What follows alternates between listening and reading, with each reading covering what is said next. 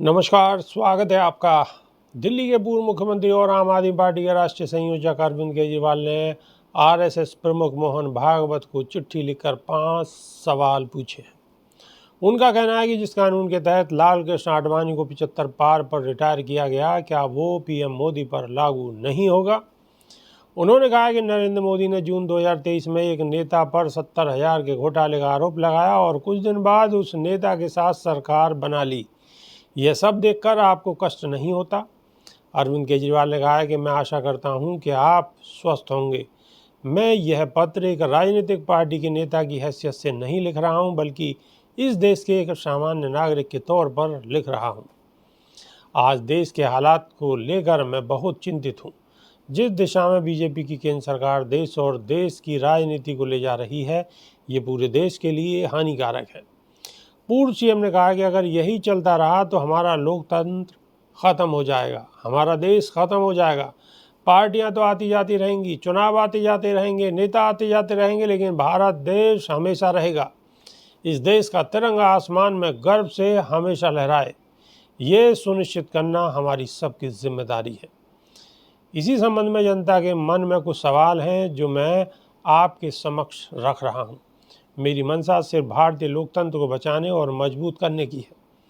देश भर में तरह तरह के लालच देकर या फिर ईडी सीबीआई की धमकी देकर दूसरी पार्टी के नेताओं को तोड़ा जा रहा है, उनकी पार्टियों को तोड़ा जा रहा है और दूसरी पार्टियों की सरकारें गिराई जा रही हैं।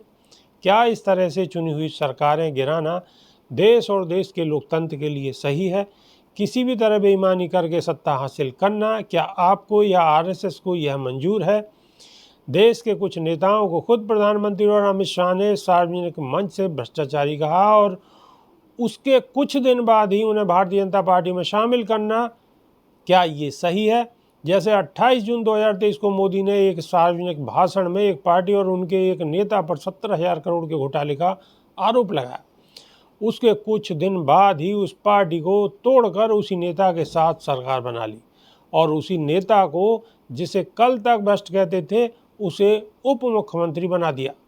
ऐसे कई मामले हैं जब दूसरी पार्टियों के भ्रष्ट नेताओं को बीजेपी में शामिल करवाया गया।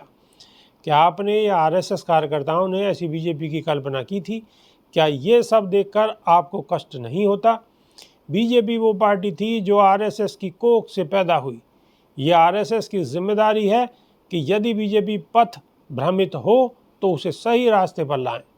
क्या आपने कभी प्रधानमंत्री को ये सब गलत काम करने से रोका?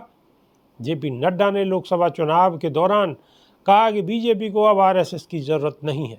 आरएसएस एक तरह से बीजेपी की माँ है। क्या बेटा इतना बड़ा हो गया कि माँ को आंख दिखाने लगे? मुझे पता चला कि नड्डा जी के इस बयान ने हर आरएसएस कार्यकर्ता को बेहद आहत किया। देश जानना चाहता है कि उनके बयान से आपके दिल पर क्या गुजरी। आप सब ने मिलकर कानून बनाया कि 75 साल की उम्र के बाद बीजेपी नेता रिटायर हो जाएंगे। इस कानून का खूब प्रचार किया गया और इसी कानून के तहत आडवाणी जी और मुरली मनोहर जोशी जी जैसे कई गद्दावर बीजेपी नेताओं को रिटायर किया गया। पिछले 10 वर्षों में इस कानून के तहत अन्य कई बीजेपी नेताओं को रिटायर किया गया, जैसे खंडूरी जी, शांता कुमार जी, सुमित्रा महाजन जी आदि। अब अमित शाह जी का कहना है कि ये कानून मोदी जी पर लागू नहीं होगा। क्या इस पर आपकी सहमति है? जिस कानून के तहत आडवाणी जी को रिटायर किया गया, वो कानून अब मोदी जी पर लागू नहीं होगा। क्या आपके लिए कानून समान नहीं होना चाहिए? आज हर भारतवासी के मन में ये प्रश्न कौंध रहे हैं कि मुझे पूरी उम्मीद है कि आप इन सवालों पर विचार करेंगे और लोगों को इन सवालों के जवाब अवश्य देंगे। अभी के लिए सिर्फ इतना ही। नमस्कार।